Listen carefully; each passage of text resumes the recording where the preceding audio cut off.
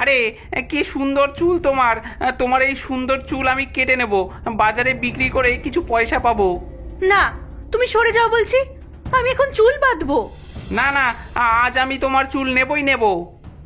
ওগো বাতাস, বায়ুর রাজা, তুমি উড়িয়ে নিয়ে যাও রঘুর টুপি, ছুটুক সে তার পেছনে, যতক্ষণ না আমার চুল আঁচড়ানো আর বাধা শেষ হয়।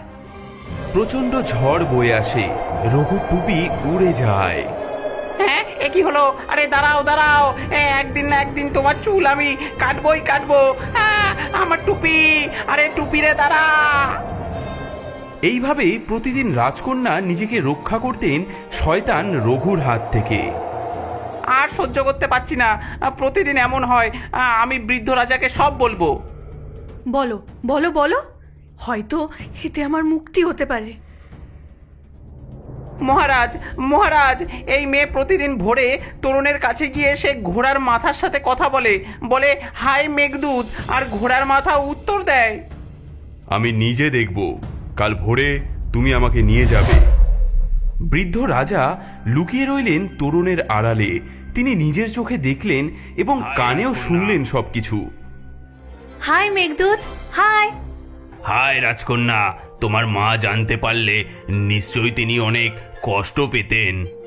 রাজা আরো দেখলেন কিভাবে মেয়েটি বাতাসকে আদেশ দেয়। ওগো বাতাস, বায়ুর রাজা, তুমি উড়িয়ে নিয়ে যাও রঘুর টুপি, ছুটুক সে তার পেছনে, যতক্ষণ না আমার চুল আঁচড়ানো আর বাধা শেষ হয়। এ তো সাধারণ মেয়ে নয়, এর মধ্যে নিশ্চয়ই কোনো ব্যাপার আছে। কে তুমি? কেন এমন করো? মহারাজ, মহারাজ, আমি শপথবদ্ধ, কাউকে আমি কিছু বলতে পারবো না, বললে আমার প্রাণ যাবে। তবে ওই লোহার চুল্লি, ওই চুল্লির কাছে গিয়ে বলো তোমার কথা, তোমার দুঃখের কথা সব বলো। বৃদ্ধ রাজা লুকিয়ে রইলেন লোহার চুল্লির পেছনে। রাজকন্যা এলো তার দুঃখের কাহিনী বলতে। ওগো লোহার চুল্লি, তোমাকেই আমি দুঃখের কথা বলি।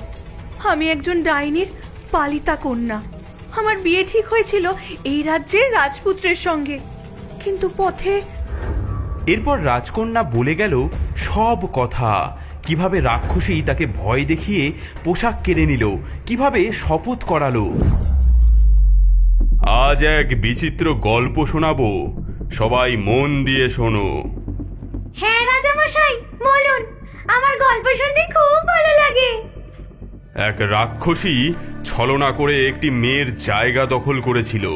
সেই মেয়েকে বানিয়ে দিল সে দাসী। এখন বলো, সেই রাক্ষসীর কি শাস্তি হওয়া উচিত? তাকে পেরেক বসানো একটা পিপের মধ্যে ঢুকিয়ে ঘোড়ার পেছনে বেঁধে টেনে মারা উচিত। তুমি নিজেই নিজের শাস্তি ঘোষণা করলে, তুমিই সেই রাক্ষসী।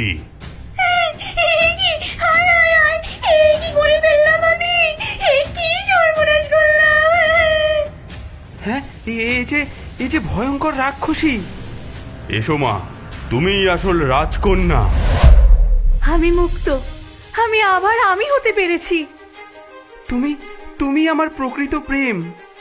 সেদিনই রাক্ষসীর শাস্তি কার্যকর করা হলো। তাকে পেরেক বসানো পিপের মধ্যে পুরে দুটো ঘোড়ার পেছনে বেঁধে তাকে টেনে মেরে ফেলা হলো। আর রাজকন্যা ও রাজপুত্রের বিয়ে হলো ধুমধাম করে। মাগো, আজ তোমার মেয়ে আবার রাজকন্যা হয়েছে। এভাবেই সত্যের জয় হলো। রাজকন্যা ও রাজপুত্র সুখে রাজ্য শাসন করতে লাগলেন, আর বৃদ্ধ রাজা তৃপ্তির হাসি হাসলেন।